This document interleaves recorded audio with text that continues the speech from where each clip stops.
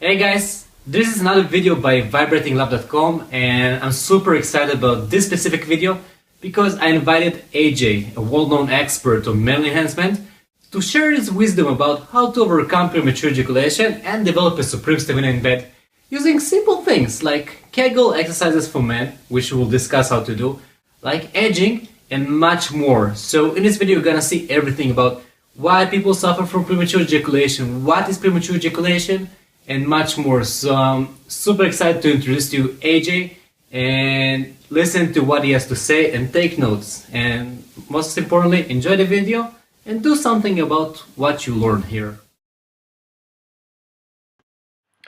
So AJ, hello.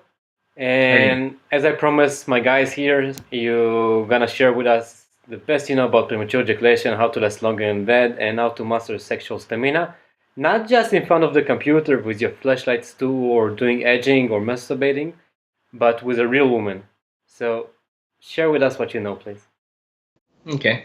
Well, a lot of things to consider with that is transferring over what you do in training towards real life. One of the things that you have to consider is where are you coming from emotionally. If you are comfortable with the prospect of live sexual activity, transferring those abilities are going to be a lot easier. As a matter of fact, one of the things that I recommend is performing the stop and start exercise with a sexual partner. With that, that doesn't it doesn't leave too much to the imagination, but you're right. You're in the process, so to speak. Now, if you're someone who has performance anxiety, you have problems quieting your mind when you're with a sexual partner, the manual stop and start can be helpful. Using a fleshlight is excellent because you don't really have to worry about trying to adjust your grip, since that feeling simulates a live feeling a lot better, or a lot easier than the hand can. With the hand, you have the risk of usually over gripping, but sometimes just not getting the correct feeling. But what you want to do with that exercise is learn to calm your mind. That seems to be a problem for most men when it comes to comparing the effects of the manual stop and start as opposed to live performance.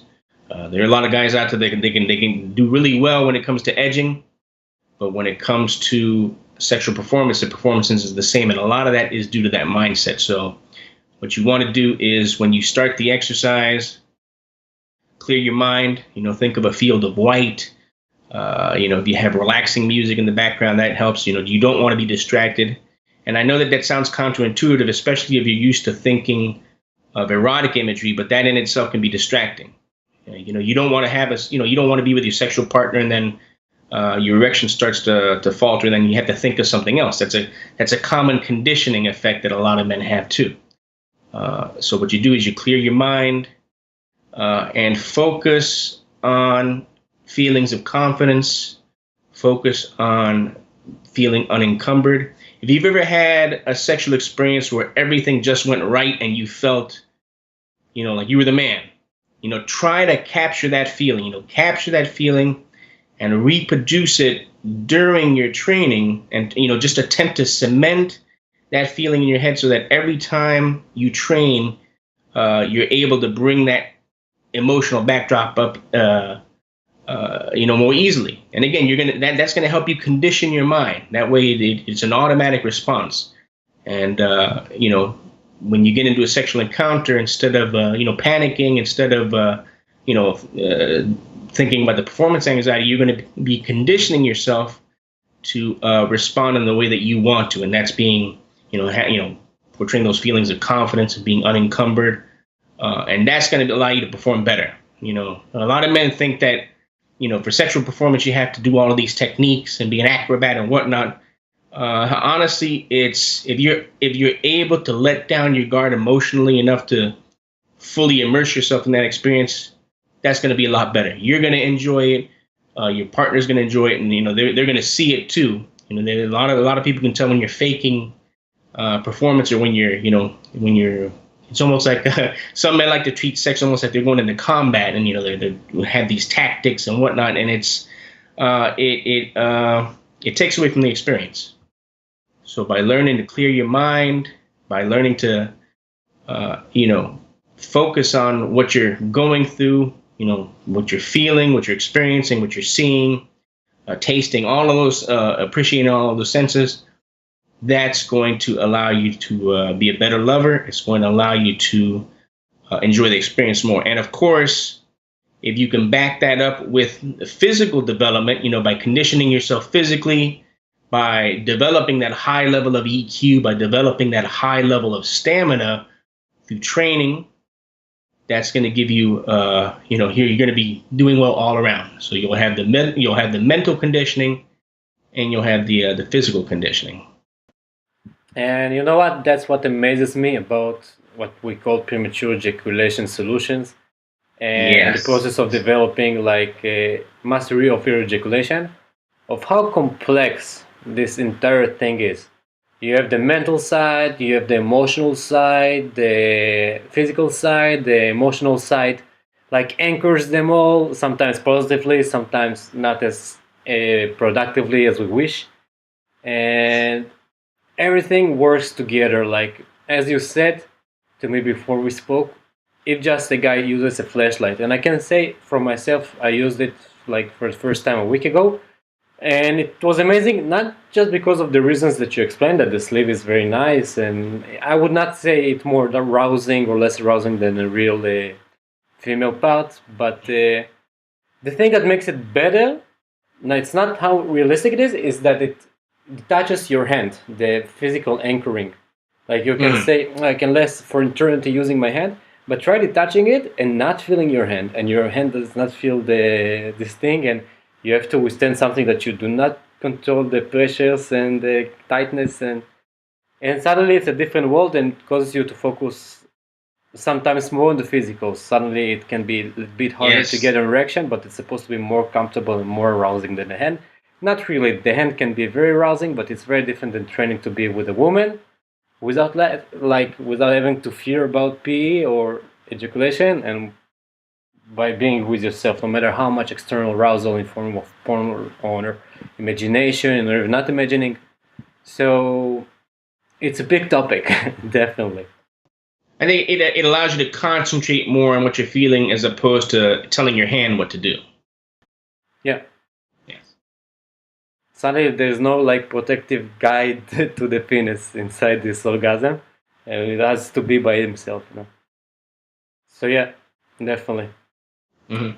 AJ, I would like to ask you a few expert questions because they interest me. And how does one know when he has premature ejaculation? Is there an official medical definition to what is premature ejaculation and what is not? Where do people think they have premature ejaculation, but in reality they don't? Like, tell us about what happens in the world around this topic, premature ejaculation.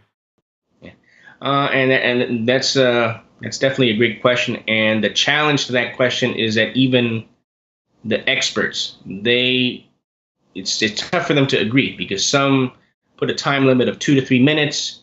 Others define it as not lasting long enough for the partner to have an orgasm. And you see that the problem is that there's too much variability. I mean, you might have a partner that takes 15, 20 or more minutes to ejaculate, to orgasm.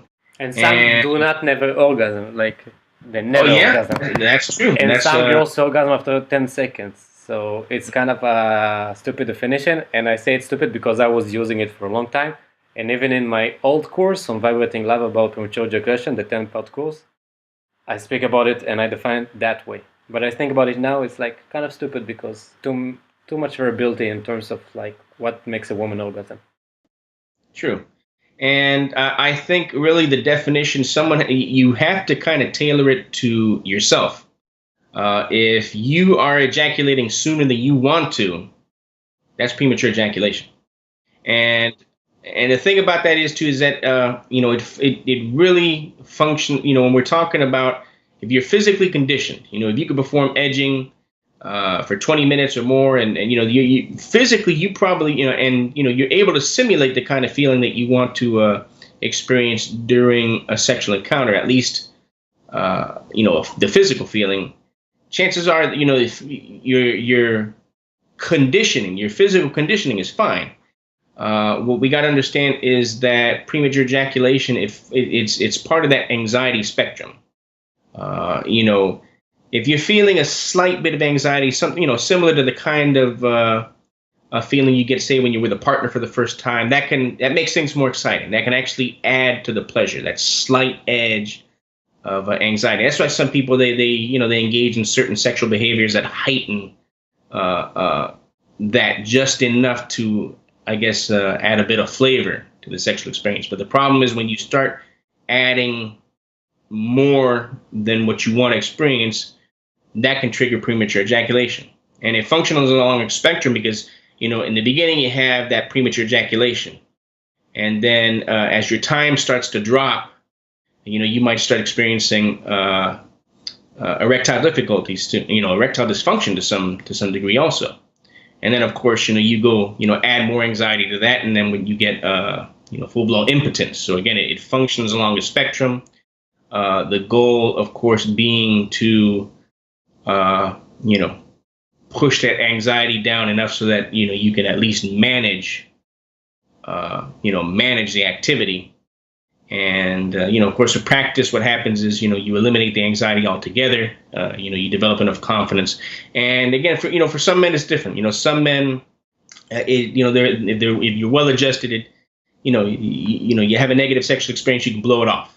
You know, and then, you know, you see it for what it is. You know, you have enough basic confidence in yourself to say, well, you know, those kind of things happen, and they happen to everyone every once in a while.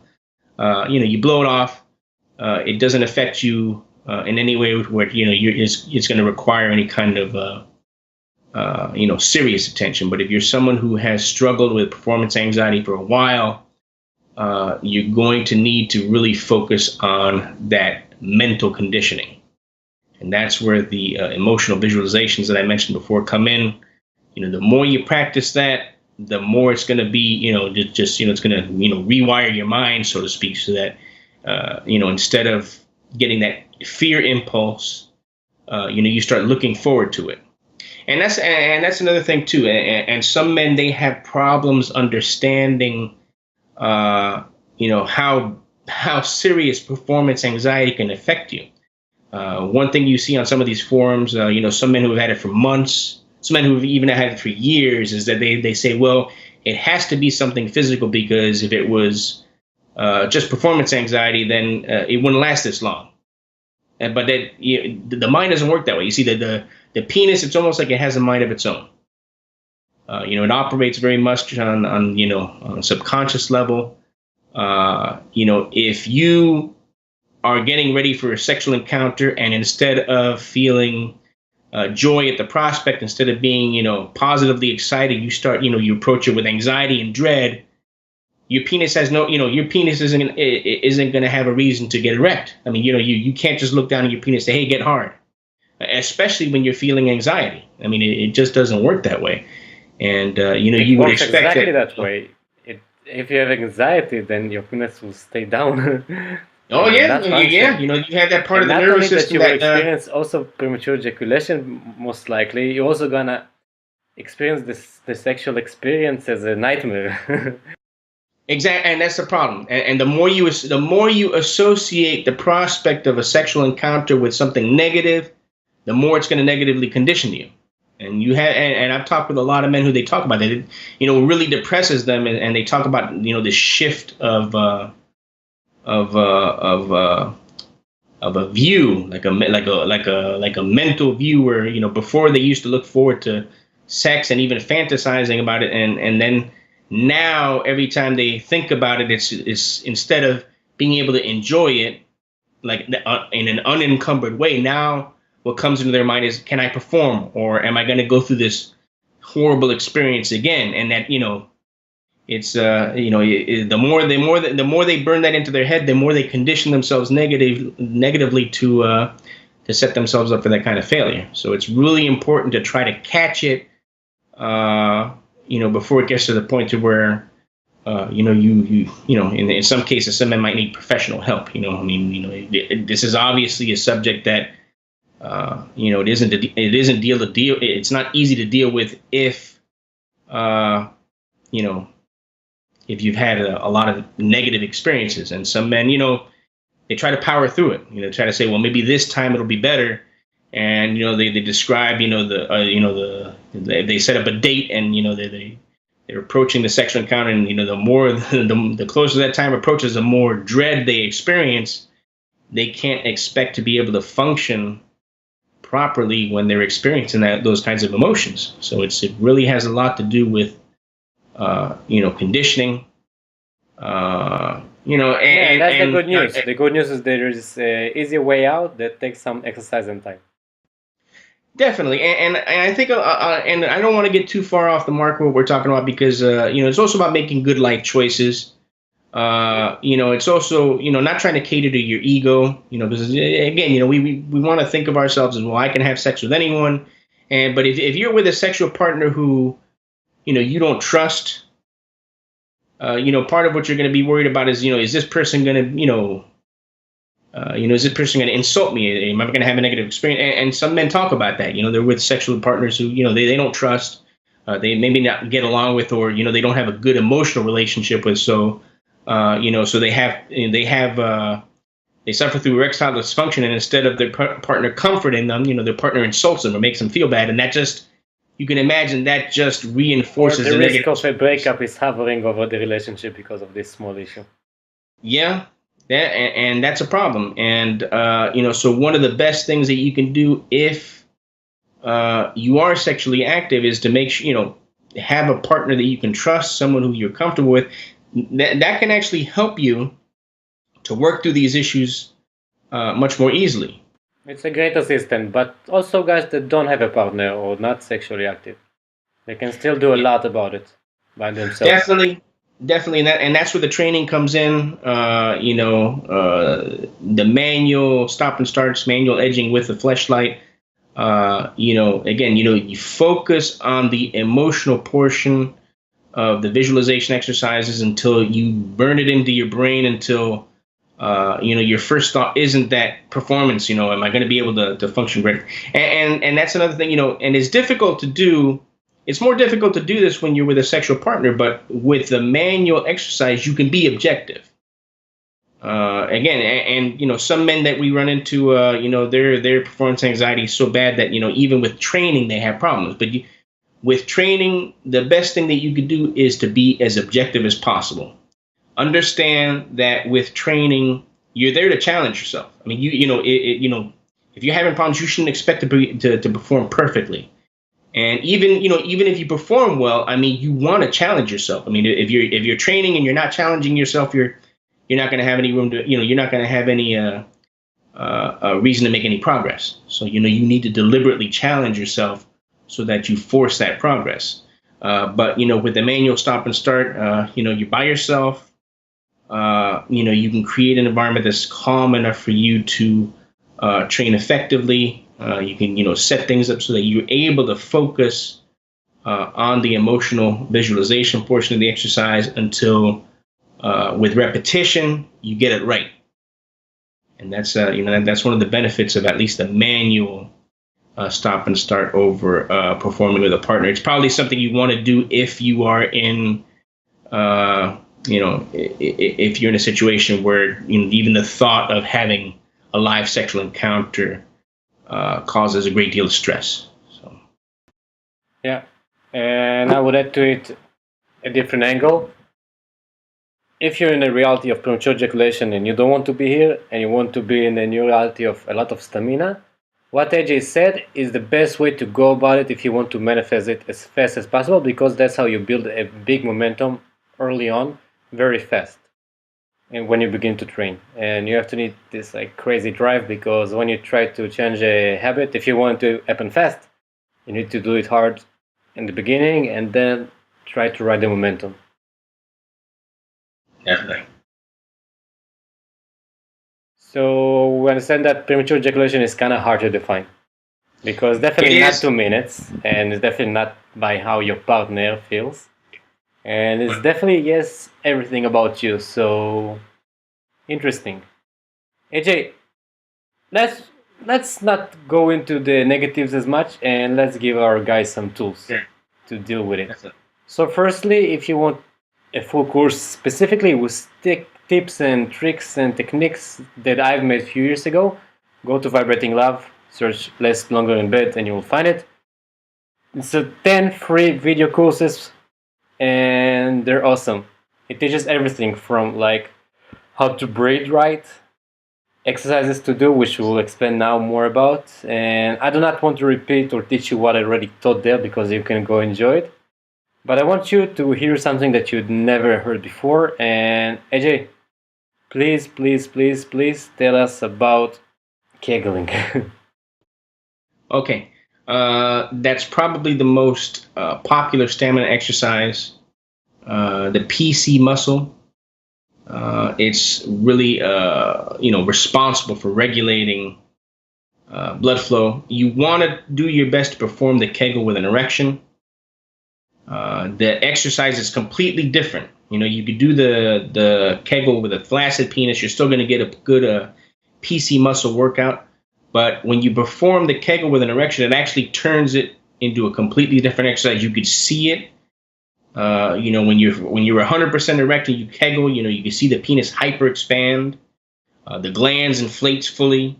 You feel a deep tissue stretch. So the Kegel, it can actually be an enlargement exercise, especially if you perform the Kegel after the more traditional enlargement exercises.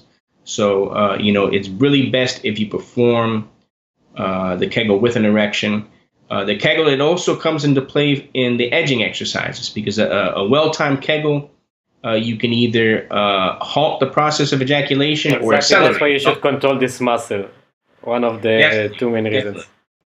Yeah, and one of the aspects of the stop and start exercise is ejaculatory control. You want to get to the point to where it becomes instinctive. Like when you get to a certain level of approaching that point of no return, you want to be able to get to the point where you say, okay, this is where I need to Kegel so I can stop. Or you can say, well, this is where I need to Kegel so I can accelerate it and heighten the experience. And there's also what's interesting is that, as you become more proficient, there's kind of a bit of a gray area where if you pull back at just the right time and Kegel at just the right time, you can induce an orgasm without ejaculating. That's what men talk about, that, MMO, that multiple or that male multiple orgasm.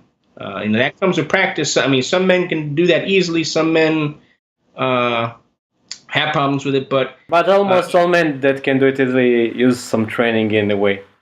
And I can tell you about this moment, like when you do it, it almost pulls like the energy back. It's not that you haven't reached a peak, but when you do it at the right moment, it almost like allows you to do multiple orgasms. It triggers the orgasm without triggering the ejaculation. I mean, you might get a little bit of the flutter, but you pull back up so that you don't. Yeah. If you have a good stamina, you still arouse. Who cares? It's not a shutdown. Like a lot of people think that if they ejaculate, immediately the penis goes down. It's just a limiting belief. Yeah, and you can also, there's also a way, you can ejaculate lightly, and with that, and if your EQ is high enough, you might be able to maintain it. You might feel sensitive enough, a little bit sensitive for a while, but you can power through that. So it's not an absolute, there's shades of it there. But one thing about the Kegel too is that, sometimes when you feel your erection starting to flag a little bit, you can Kegel, and again, because you'll force that blood into the penis, that can help turn things around. You do have to be careful though, because it's a pleasurable experience. It does give you a noticeable, if you feel your erection start to go down. I mean, a Kegel, you could look at it, it'll bring it back up again. But you want to be careful not to overdo it. Some men talk about how they get to the point where they're Kegeling all the time while they're performing their edging exercises. And then what happens is that they find that they can't stop doing it. It's almost like they get addicted to it. They get addicted. Not only that, but then they get to the point where it starts happening involuntarily. Usually, Kegeling happens involuntarily when you get an erection and you're sexually aroused. Yeah, but that does happen, and you could feel the PC contract when you're having an orgasm and you're ejaculating, but you don't want to have it doing that when you're just performing the exercise and you're not close to the point of no return. But men who Kegel too frequently, when they're doing that, they start simulating themselves, and then that starts to happen. A lot of bad can come from that because then you can get the PC can become overtrained. Yes, And at that, that's you a overtrain more the. dangerous problem than the. Oh yes, yeah. You get the heart flaccid. You get premature ejaculation. Again, a lot of bad things. And that's a muscle that you use it so much. You use it not just you use it when you're going to the bathroom. The pelvic floor. You're walking. It's a stabilizer muscle. I mean, all those muscles are interwoven together, so it's not easy to isolate them when you're training. So I mean. It's not a muscle you want to overtrain. It's tempting to do so because it's a pleasant exercise. It's one where you definitely feel that tissue stretch at work. But it's probably the most abused of the male enhancement because it's so exercise. easy to do. I'm sorry? Because it's so easy to do. You can do it Yeah, because it's so easy. It's so easy to using your perform. hands. Yeah, it's so easy to perform, but it's one of the it's one of those exercises where you're actually using muscular contractions. It's not a passive exercise like a stretch or whatnot. And that brings me to another point too. Is if you get to the point to where you're kegling involuntarily, even stretches can trigger that. And you don't want, unless you're very advanced and you know what you're doing, you don't want to contract against a stretch because, again, not only can that potentially diminish the effect of what you're trying to do with a stretch, but you can also hurt yourself. So you really want to be careful with the Kegels. That's why with a Kegel, I recommend, perform the exercise using just enough contractile force to accomplish the rep. You don't want to get in there and squeeze as hard as you can. You could strain that muscle. Once you strain it, it can take a long time to heal. It might take therapy. So ease into it. Develop that foundation. Focus on your stamina as opposed to trying to contract as hard as possible. And what I recommend usually is, once you can perform, say, 50 repetitions of the 5-second direct Kegel, then you can start experimenting with higher intensity techniques like towel raises, or kegling with weights, or just kegling against more resistance, or kegling with harder contractions. But develop that conditioning first. Develop the feel of the exercise until you start venturing into that. Give yourself some time. Mm-hmm. So with that said, a lot of guys still don't know what is a PC muscle and where does it locate. So here I'm attaching an image. So this is the PC muscle, but to locate it is just a painting. But if you want to locate it, first of all, understand that this is the muscle that allows you to stop peeing in the middle of the pee. So the next time you go to the toilet, and if you don't know where your PC muscle is yet, just start peeing, and then after a few seconds, try to hold the pee. Do whatever you need to do. When you do it and it stops peeing, the thing that you feel that contracted is the PC muscle. Now, to don't overdo PC muscle exercises, as you said, but also understand the benefits of mastering and having a strong, healthy PC muscle. First of all, it helps you with general sexual health. You need this muscle healthy for erections, for ejaculation control, and even for holding your pee and not wearing diapers. Oh, yes. So definitely an important muscle, not only about pleasing a woman. Secondly, it's kind of fun to control the penis. I know a lot of girls got excited when I start pumping the penis and say, "Is it voluntarily?" I said, "Of course, just say now and I will do it whenever you want." So they say now. And then they are amazed that I control it now. And then now hold it, and I can hold it. I cannot do it for more than a few good seconds, but still, it gives you another level of controlling your penis in a lovely way because it's part of you. And I guess there are more benefits, but that's what we teach. And it helps the blood flow and with the erection quality and everything that's around it with sexual health and experiencing a good, sexy, healthy relationship. One good thing, and we don't talk about it too much because I know we talk about male enhancement, but women can do this exercise. Yeah. And the vaginal muscles, it tones the vaginal muscles. Every guy wants a female like this. It heightens their pleasure. Mm-hmm. It also allows them to tighten their vagina at will. True. So and that's something that's recommended. Women, it's mentioned. Women who have partners who may be smaller. By really getting those muscles toned and developing control over them. I mean, they can orgasm, even with a small penis. Some women can perform the Kegel and just orgasm just by performing the Kegel. So I mean, it's definitely an exercise that's good for men or for women. It should be part of everyone's repertoire if they need help in that area. Yeah, and I would also advise it to women that have a partner with a huge penis because it feels so good. Oh yeah. And it only adds to the experience for the guy. And yes, and those exercises are very easy to make. I don't know too many exercises that you can do hands-free. You don't even need the flashlights to do this exercise. And you don't need to stay at home in your towel to do these exercises. You can actually do it while you drive or while you're talking with your bank representative or while you hold on the phone. It's totally amazing how simple those exercises are. Yet, because they're simple, people tend to overdo them because they think, oh, I'm not doing male enhancement exercises. What I will do, the gel king routine. I will work on my physical stamina. No, I will just squeeze because I'm busy playing video games. But I do this feel like, oh, I did my male enhancement exercises for 1 hour. Probably happens from time to time. Yeah, it is an easily abused exercise, and even the unerect Kegel. Again, you're talking about. That's something I wanted to ask you about, and I forgot.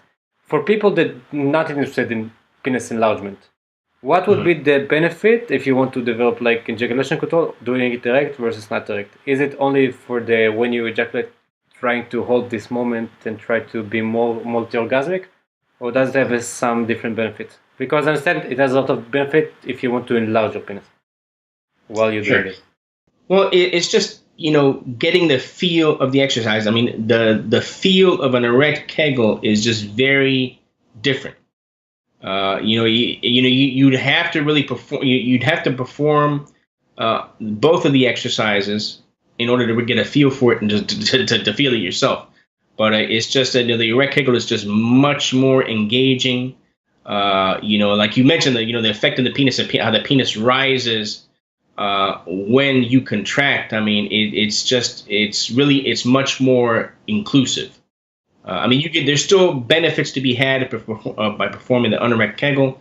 It does tone the PC muscle, but if you really want to get overall development, if you're talking about developing, the capacity for ejaculatory control, and of course, even towards enlargement, improving blood flow, you should be doing the erect Kegel. But still combine them too, because sometimes if you want to make a routine and you're busy and you're outside home, sure. I mean, it's definitely better than nothing. Yeah, I mean, it's definitely better than nothing. I mean, if you don't have the opportunity to perform the erect Kegel, perform the unerect Kegel. It's certainly better than nothing. But if you have the opportunity, perform the erect Kegel. It's like, don't wait to sign up to the gym to start exercising, kind of thing. Yeah. So, AJ, would you like to put and share with us a good routine, something simple, how to start, especially this first week, like how to not overdo it? Sure.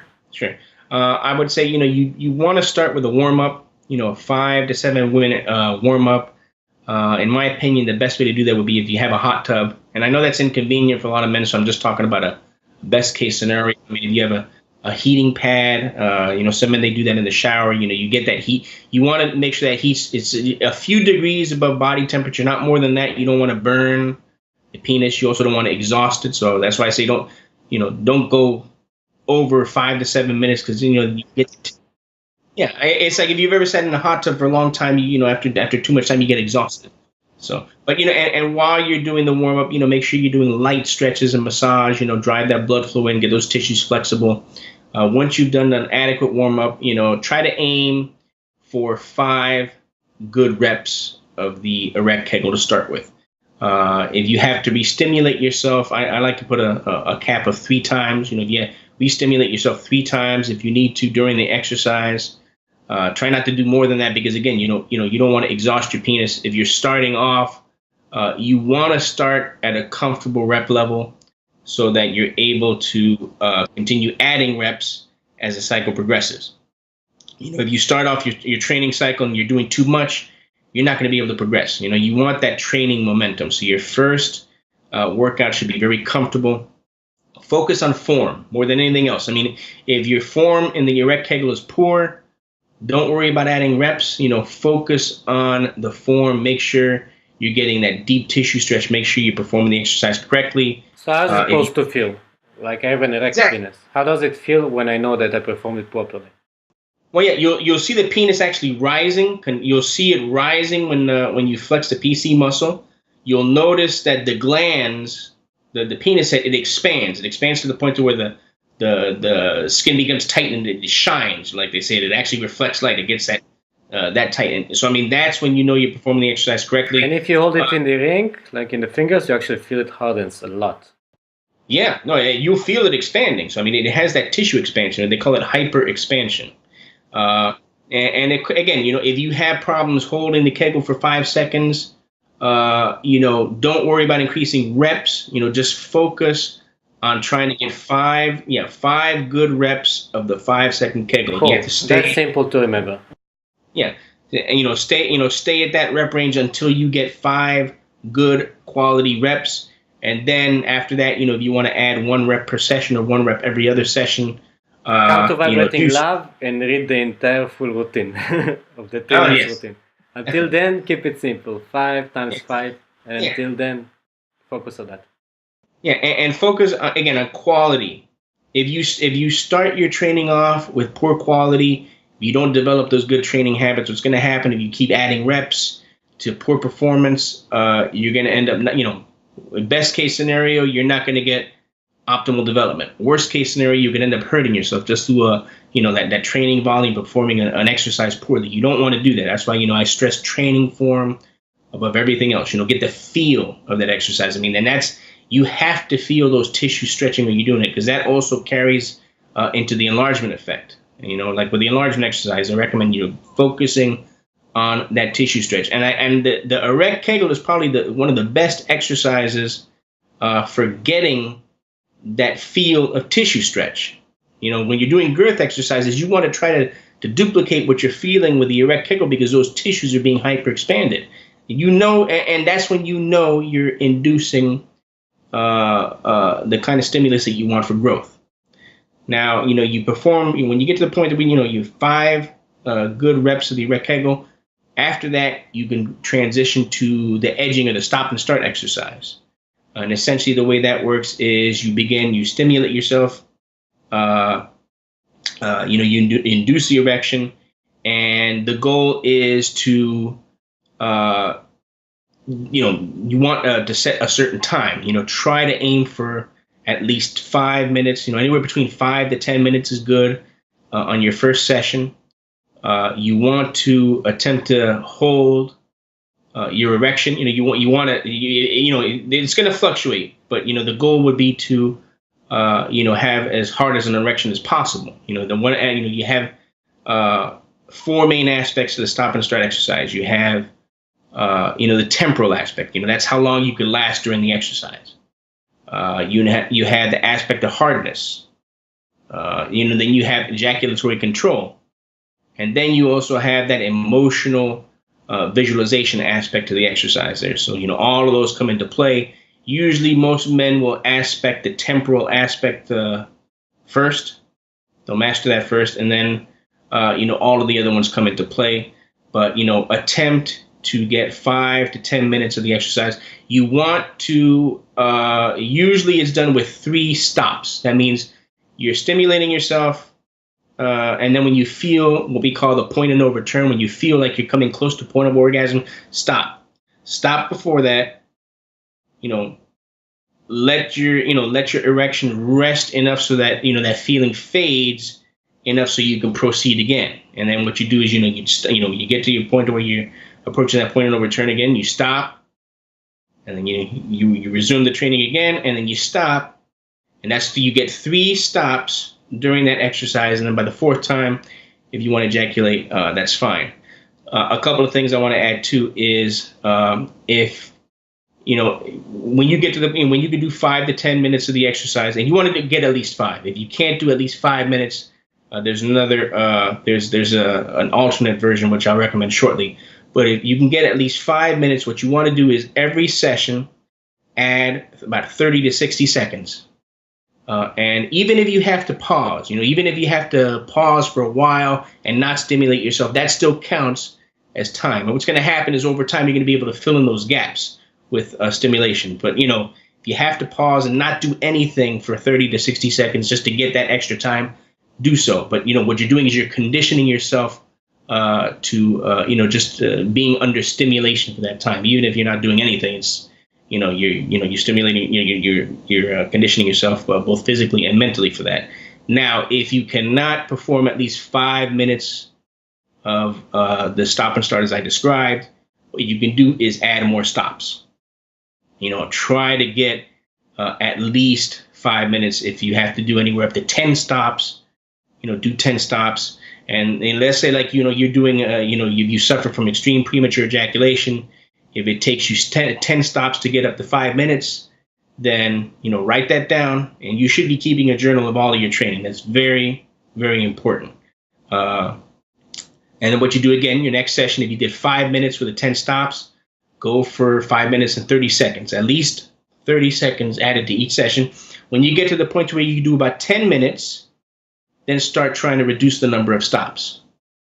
And, then that'll put you at a more normal, controllable level, and knock it down to at least to the point where you're doing only 3 stops, and then, just continue on again. You want to do this exercise. You want to get to the point where you can do this exercise for at least 20 minutes.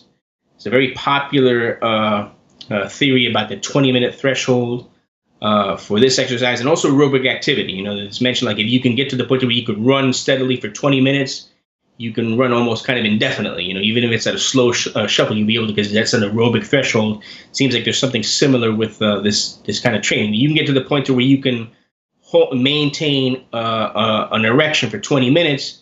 You can do so, maybe not indefinitely, but you can do so pretty much for as long as what's reasonably possible. Now, in terms of satisfying a woman. Exactly, and the exercise that I just mentioned, where you're doing more than 3 stops during the exercise, we call that the extreme stop and start, and that's meant for men who have premature ejaculation. There's also the other end of that. Some men they go beyond the recommended 20 to 25 minutes, and this is and because again the stop and start exercise, it's a very good finishing movement. And I tell men, if you had to do only one exercise for male enhancement, it should be the stop and start, because that it combines everything, because you're doing Kegels during that exercise. And is it what's known as edging, the stop and start? It is now. Well, yeah. Now the stop and start is, edging is essentially the practice of stimulating yourself and then stopping. And edging is, there's many different variations. Some men, they don't ejaculate at the end. Some men, they do all sorts of different exercises during the edging. But it's a general term. The stop and start exercise, it's I guess a more it's edging with more, a more clearly defined boundaries, so to speak. It's definitely not the same routine. Yeah, it's more structured. It has, it's a more structured version of just the definition of edging there. But some men, what they do is, again, because the stop and start exercise is so efficient at, when you get to the point where you are able to maintain a 20 to 25 minute erection, full erection, you're getting that tissue expansion. Some of these men develop the ability to perform the stop and start for up to an hour. And not only are they training the stop and start, but they're also, maybe during the exercise, they're doing a few light stretches, a few light jokes, and they turn the stop and start into a full-blown enlargement exercise unto itself. Again, now we're talking very advanced training. Interesting. Yeah, and these men, because imagine the kind of tissue, the tissue expansion you're getting under 1 full hour of the stop and start. You're maintaining a 100% erection. You're doing your Kegels throughout that time. In a limited fashion, even throwing in maybe a few light jokes and stretches. It's like a one-in-all exercise, more or less. Exactly. Yeah, it combines the best of everything. And again, it's something that you can work up to if you feel that you're capable of doing. If you feel that you're capable of handling that, and you want that extra dimension to your training. And it's a very advanced technique. It's not something that you should work into, lightly. So.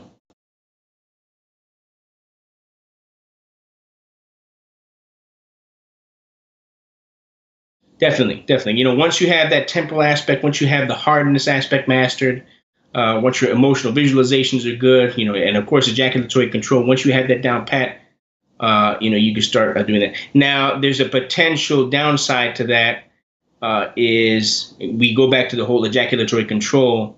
If you accustom yourself to edging for very long periods of time, and you do so without inducing that feeling of the point of no return, what can happen is that when you get to a sexual encounter, your stamina will be fine, but then when you want to ejaculate, you may not, you may find it difficult to do so because you just conditioned yourself to. And we also are the kind of people that search for information on how to make my penis more sensitive. Yes, exactly. So and there's what we call the reverse stop and start for that. Some men they feel like they last too long, in a sense like they're just not able to ejaculate. So the advice given to them for the reverse stop and start is to masturbate or stimulate yourself as quickly as possible. But using a light grip. You use a light grip because you decrease that sensory threshold, so to speak. So that makes it easier for you to ejaculate with less stimulation. So you do that, you ejaculate as quickly as possible, as lightly as possible. There's no stops involved because it's a reverse stop and start. And you want to be careful not to overdo that because it probably won't take too many sessions for you to adjust that sensory threshold enough to where you're able to ejaculate in a more reasonable time frame. So. Interesting. So we spoke so much about premature ejaculation and ejaculation control. I have a lot of tips and tricks, as I said in the video. I much rather not to add to this long video. Just go to Vibrating Love, search for Last Longer, you will find it. Very cool videos, very short, 5 to 3 minutes each one. Straight to the point, just tactics. AJ, what would you recommend somebody that feels like he, within himself, would like to get some more control of it and feel better about not having to worry about it, or just being more natural at sex when it comes to overcome premature ejaculation at some level or another? What would you recommend? Like, a guy comes to you, wants the next step, 1, 2, 3. What would you suggest? Well, of course, the best case scenario is if they have a trusted sexual partner that they're confident with. You really can't. It's difficult to find a replacement to that. Someone who's willing to work with you, and you make it fun. If you approach it from the aspect of I have problems, I'm suffering. Again, you got to be careful how you express that. Your partner probably wants to see you as a confident person. Don't make it look like something negative. Don't be a whiny bitch. Exactly. Make it fun. Say, hey, I'm doing. I'm going to practice this technique. It's going to benefit you. It's going to benefit me. It's going to help me to last longer. Let's make a game out of it. Have fun with it. If you approach it in a sense like, hey, I'm horrible in bed. Only you can help me. That kind of thing. You don't want to do that. Make it. Approach it from the most positive. From the most positive angle possible, and it should be. Certainly you're capable. If you're capable of inducing an erection, certainly you're capable of conditioning yourself to better ends. I'd like to add a word about this kind of positivity. Charlie Munger, the business partner of Warren Buffett, he has this philosophy. He said, don't try to figure out how to succeed. If you want to know how to succeed, try to understand how to definitely fail. And when it comes to, don't try to, if you take the same business mind model to what we speak about, don't try about how to please a woman. Don't think about how to please a woman, but think about how you can definitely never please her. Come to her and tell her that you're awful. make her feel that you're a whiny bitch. Be dependable. Be scared. Like, don't breathe right. Don't be intimate. You're in your head, like, with your fears. So sometimes thinking about the opposite, it gives us the right direction, like sometimes to the light. And definitely come to it. Tell her that you're starting a new course about personal penis development, and she'll understand it. In the book, The Multi-Orgasmic Man, the author speaks about it a lot. And you have this other book, The Multi-Orgasmic Couple, which you should read. And Yes. it exactly Yes. gives you a level of this understanding that this is okay and this is what needed. So what we spoke here about in 2 minutes, you can read the entire book about it. And yeah, so definitely be happy and things will be okay. And you know what really, and I want to follow up with it because that's excellent advice. And you bring your partner into that, and you develop a kind, you become more in sync with them sexually. I mean, you're letting them know, hey, I'm going to, I'm attempting to improve myself sexually, or, word it the way that you feel comfortable, but, word it in a way to say you're going to get benefit out of it. And, they're going to ask, well, what is it that you're doing? And so, well, I'm really focusing on the sensations. I'm trying to focus exclusively on you while I'm doing it. No distracting thoughts or no distracting anything else. And that's that's a fascinating thing. You're letting your partner know, hey, I'm doing this to better myself and to make you feel better.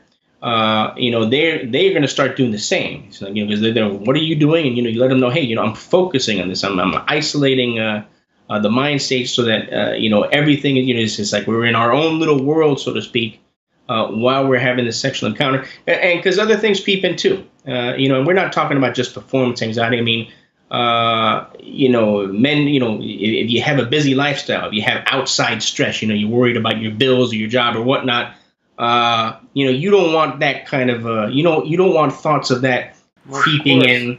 It's terrible for erection quality. Exactly. Yeah, that's not good.